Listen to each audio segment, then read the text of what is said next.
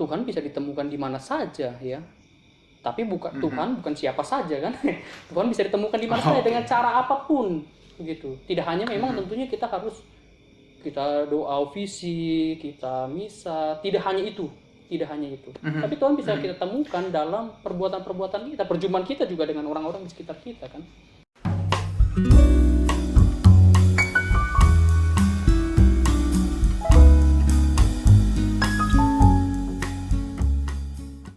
Menarik, saya pikir yang Bro katakan, bukan keberhasilan hidup panggilan kita bukan pada tercapainya program A, program B, pencapaian ini, pencapaian itu, tetapi pertemuan yang intens, begitu ya, yang konsisten sebisa mungkin dengan yang ilahi.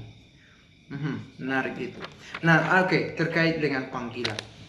Saya tidak tahu, Bro sudah ceritakan tadi bagaimana cerita panggilanmu. Tadi kan di awal sudah menarik apa kita ini tanpa direncanakan outline-nya. Pertama kita bicarakan Franciscan sedikit, kemudian tentang doa, menarik itu.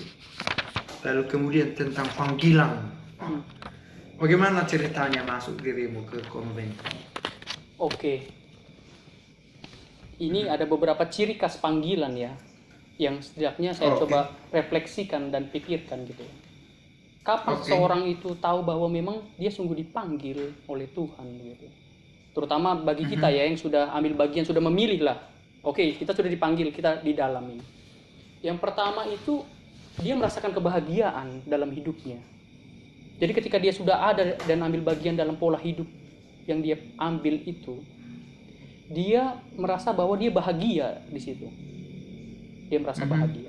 Yang kedua, bahagia dalam arti bukan senang terus kan, tidak begitu senang. ya? Oke, bukan hanya senang-senang saja. Bahagia dalam arti ya jauh lebih luas lah.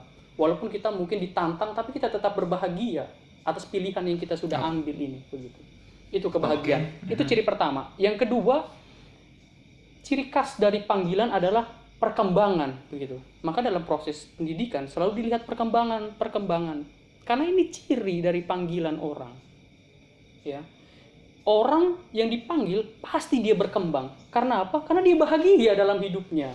Dia menjalani dirinya dan memberikan dirinya. Ketika orang bahagia, dia berusaha untuk melakukan yang terbaik atas apa yang telah dia pilih itu. Maka mau gak mau, pasti gitu ya.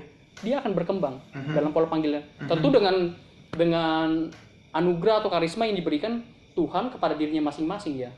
Bagi mereka yang bisa menyanyi akan jauh lebih berkembang. Bagi mereka yang bisa berargumentasi, menulis buku akan jauh lebih berkembang. Pasti. Yang ketiga ya dia bisa hidup bersama. Bisa hidup bersama dengan orang lain.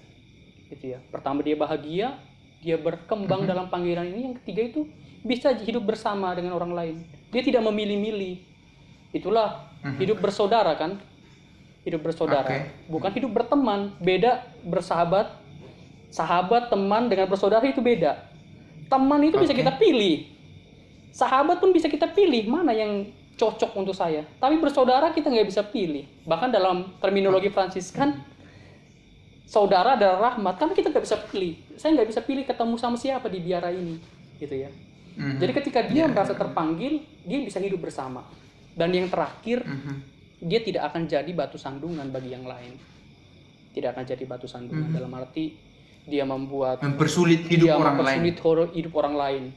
Dia senang kalau orang lain susah, wah itu tidak mungkin. Ya, dia akan senang kalau saudaranya senang. Dia akan membantu saudaranya justru semakin bertumbuh. Ini 4 ciri khas dari panggilan hidup religius kita. Gitu. Inilah yang kurang lebih coba saya refleksikan. Yang saya peroleh lah selama saya hidup membiara ini. Gitu. Yang pertama tadi bahagia. Yang kedua karena dia bahagia dia bertumbuh. Pasti. Kalau dia bertumbuh dan bahagia dia ya menjadi saudara bukan karena memilih-milih. Hidup dalam persaudaraan begitulah ya. Iya.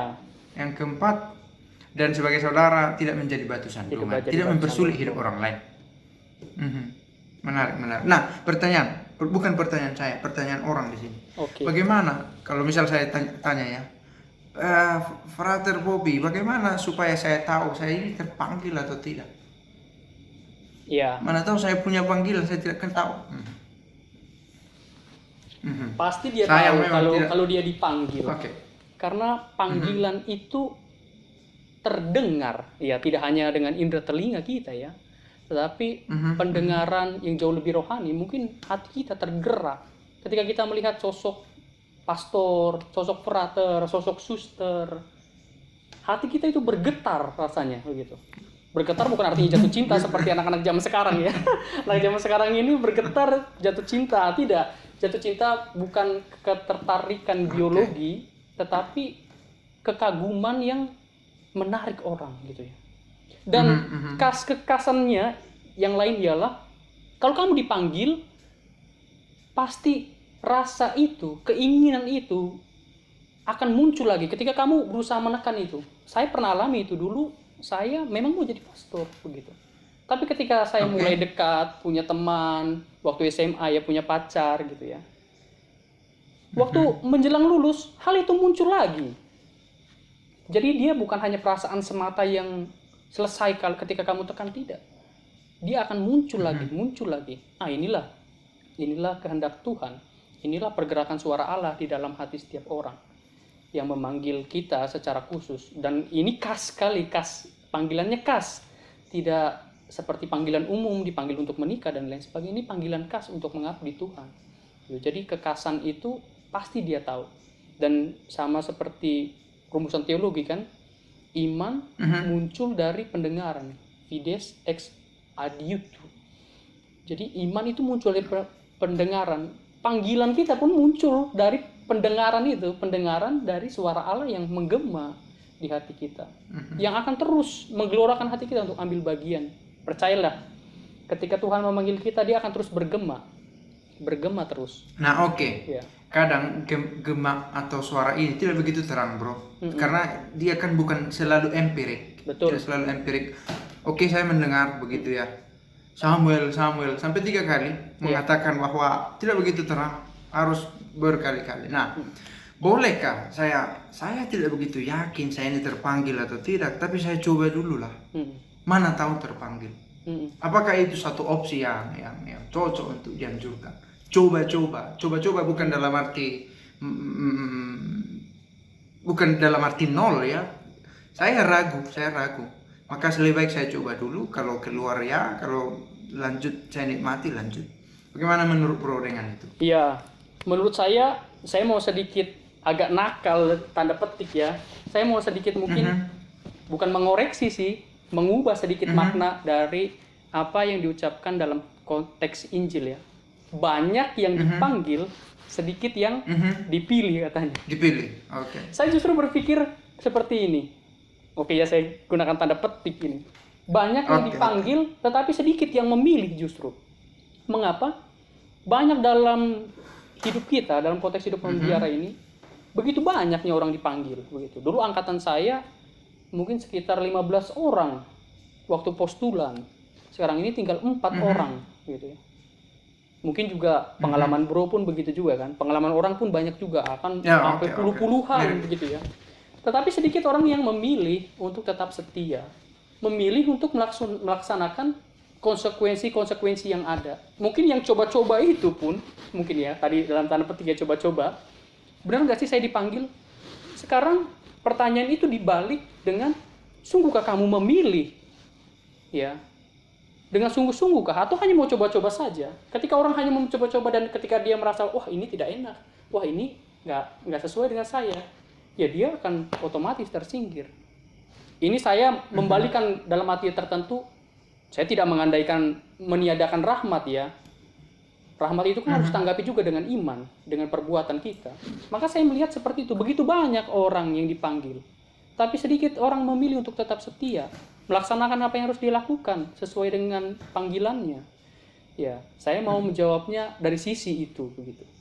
Menurut saya tidak salah ketika orang menanggapi panggilan. Dengan menanggapi panggilan, dia sudah maju satu langkah dari keraguan-raguannya. Saya dipanggil nggak ya? Gitu ya. Ketika dia sudah memilih untuk, udahlah saya mendaftarkan diri dan akhirnya diterima, ini sudah satu tahap yang baik. Tapi adakah kesetiaan untuk lebih dalam masuk pada panggilan yang dia rasakan, yang dia peroleh dan diambil oleh dia sebagai suatu makna, oh Tuhan memang memanggil saya, maka saya harus memilih memilih untuk setia pada panggilan ini. Gitu. Itu sih pendapat saya. Ya. Keren bro. Itu sebagai pandangan pribadi ya. Iya. Menarik. Nah oke, saya pikir kita tanpa sadar sudah 30 menit kita bercerita. Wah, iya. Nanti terlalu panjang banyak yang nggak nonton. Kita lewat. Dan akan saya bagi nih nanti ke 3 part, 3 bagian. Karena satu tadi lumayan sistematis pembicaraan kita meski tidak dimaksudkan sejak awal begitu. Oke. Pertama tadi tentang Fransiskan, yang kedua tentang doa, dan yang ketiga tentang panggilan. Kita lihat, mudah-mudahan cukup dan tidak saya duga seintens ini pembicaraan kita. Oke. Oke, makasih ya bro ya. Thank you. Sampai jumpa. Saya Kita tunggu buat ya. lagi kapan-kapan. Oke, yuk. Saya tunggu Sip, hasilnya. aja bene. Yuk, Ya. thank you. Sampai jumpa. Oke.